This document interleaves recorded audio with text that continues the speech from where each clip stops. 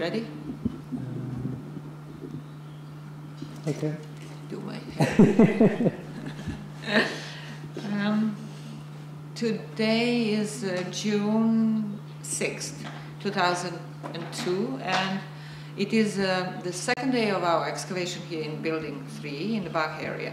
The first day, yesterday, we spent cleaning and brushing the surfaces and looking at how the house has kept over the last year, and it's fine. There is no damage to it, really, no any significant damage that I could notice, so that's good. Now the situation obviously now is the same as it was the last day of the excavation last year, but just to remind myself and everybody else who will be in the future working on this, is that what we see in the house is the roughly half or 2/3 more precisely of the house is in phase 1. We are on top of phase 1, which is the earliest phase in the house, and the rest of it is in phase 2. So the phase 2 that we have is just this area, this platform 169, and the white floor that goes all the way, and the features the storage bins here and up to the edge of the storage bins. That is in phase 2. Everything else is in phase 1. In this area we are under phase 2. We are in the packing between 2 and 1, obviously, and we don't know if we have another floor down there. It's not apparent that we do, which is unusual.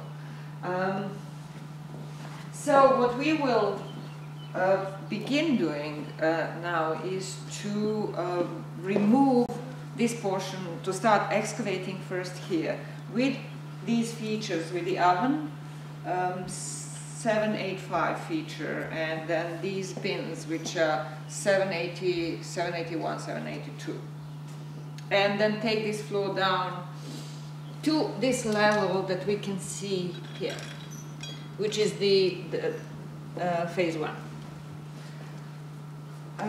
You can now stop and then, Jason, then come around. I think the light is very good, so this feature is actually very well defined at the moment. And this is the oven in the kitchen, which is unusual shape and size. And the rest of the kitchen really is under, I don't know what it is. I mean, you should really cut me off because I'm blobbing. Don't know what I'm saying. Okay, yes, what we want, that's enough. Phase 89. Start over again. Okay. This room is our space 89, which we began excavating in 1987 and then excavated in 1998, and I don't know, I can't remember if we did excavate in 99, but then we stopped. And now we are continuing the excavation, so Katie is scraping the surface so we can see what is what. And what we can tell right now is that here in the middle we have 2 big bumps, which is 2 fragmented bricks. And then we have this corner of plastered wall, which is remains of some feature, either belonging to where it is in situ or something that was on top of this wall and was thrown in later on. And the rest of the floor space in this space is really a combination of various clay surfaces, which we'll see if they make up any feature or they are just a lot of redeposited clay, which used to be the case, was the case before. The majority of stuff that we excavated is from this space was redeposited clay.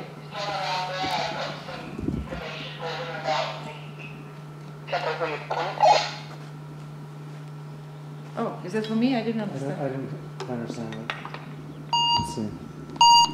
What was that about? Can you repeat?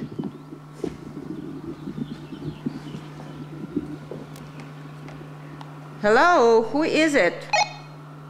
Hello, this is me. I'm looking for John. I have some points for him. Yeah, but John is not in the tent. John is up at the summit. Okay, well then I'll ask you. We're down here also looking at the unit sheets. Uh-huh. And I'm looking in the PDF file. Okay. And if I search for a feature number, maybe that will be marked on the unit sheet. Okay, this is the space 88 after cleaning, and we'll be excavating it later when Dusan comes, because Dusan is the person who had excavated it up to this point, so he's going to continue working in it, and the space is quite complicated for excavation, and so hopefully he will remember how things were in here. And so I just wanted to show the state of the affairs in that space. And then here's space 87 where Başak is working. Hello. Yesterday when we were brushing the surface, we suddenly realized that there are some human bones in here, and then there are bits of painted wall, and there is a nicely preserved floor also, and in the middle of the space there is a burial cut, it seems. And in that cut, there are a number of nice bone tools, 2 nice bone tools. If we can see them, Başak. Yeah, I was. And what's interesting about these tools, this one particularly, is that the similar tool has been found in the past in the south area in a burial in association with a child burial. And I don't know the number of the burial, but we'll find out that later. And there is another tool here that looks like a hook. It's also a bone tool. What I find interesting about both is, first of all, that they are made of the same type of bone, and it's a bone that's different from other bones that we find here, because usually we find light color bones, like yellowish, and this is very dark brown, and I don't know what it is. And the second thing is that these burial goods, if they are, which I believe they are, because they're sitting in a burial cut, and if you, Başak, can you show the burial cut as much as we see at the moment, is that cut that goes into the white plaster. It goes then we'll down see, there. yeah, and over there somehow. Yeah. And yeah, there is some worked bone up there, and there is a shell. Can you show the shell? Which was a complete shell, which also often is found in association with burials. We had it before. But I find interesting that these burial goods, if they are different from what we had in other burials, so Neolithic burials so far in Building 3.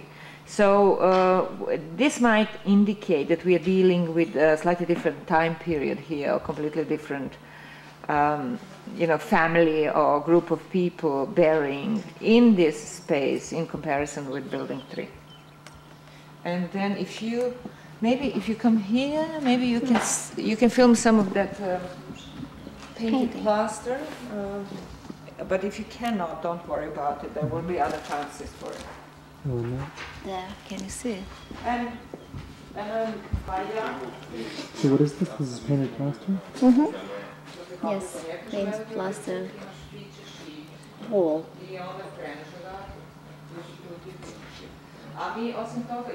Nice, isn't it?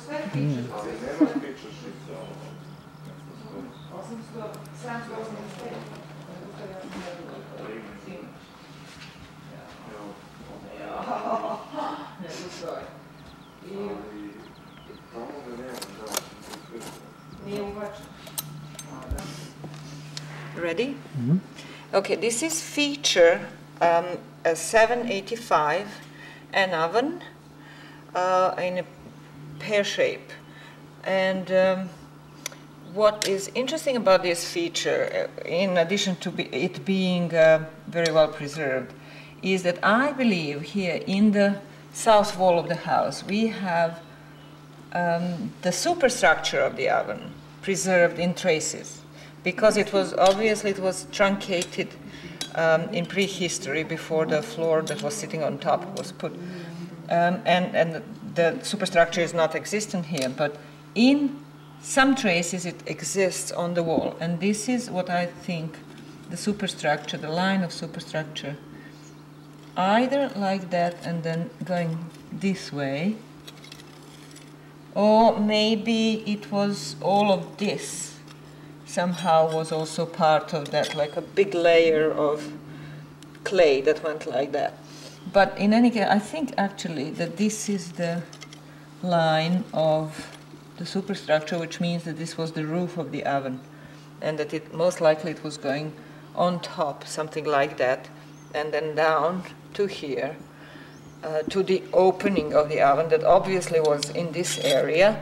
And then in front of the opening what we have is an ash collecting area, what we think was ash collecting, but it probably could have served other purposes, which is this little rim made of clay, and that is a separate feature. It's feature 789, I think.